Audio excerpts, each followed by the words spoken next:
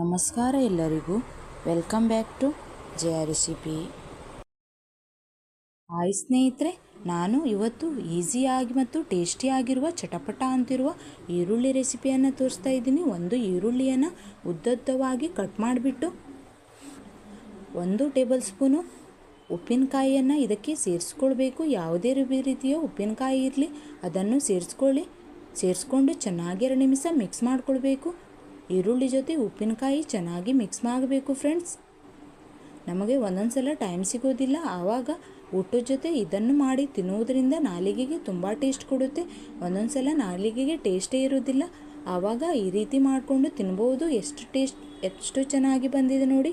2 ನಿಮಿಷದಲ್ಲಿ ಮಾಡ್ಕೊಳ್ಬೋದು. ಅನ್ನದ ಜೊತೆ ಅಂತೂ ಸೂಪರು ಫ್ರೆಂಡ್ಸು. ನೀವು ಕೂಡ ಟ್ರೈ ಮಾಡಿ. ಇಷ್ಟವಾದಲ್ಲಿ ಲೈಕ್, ಶೇರ್, ಸಬ್ಸ್ಕ್ರೈಬ್ ಮಾಡಿ. ಇನ್ನಷ್ಟು ವಿಡಿಯೋಗಾಗಿ ಬೆಲ್ಲೈಕನನ್ನು ಒತ್ತಿ. ಇದೇ ರೀತಿ ಹೊಸ ರೆಸಿಪಿಗಳಿಗಾಗಿ ಈ ಕೂಡಲೇ ಜಯ ರೆಸಿಪಿಯನ್ನು ಸಬ್ಸ್ಕ್ರೈಬ್ ಮಾಡಿ. ಯಾರೆಲ್ಲ ಫ್ರೆಂಡ್ಸ್ ನೋಡ್ತಾ ಇದ್ದೀರಾ ಅವರಿಗೆಲ್ಲರಿಗೂ ಧನ್ಯವಾದ.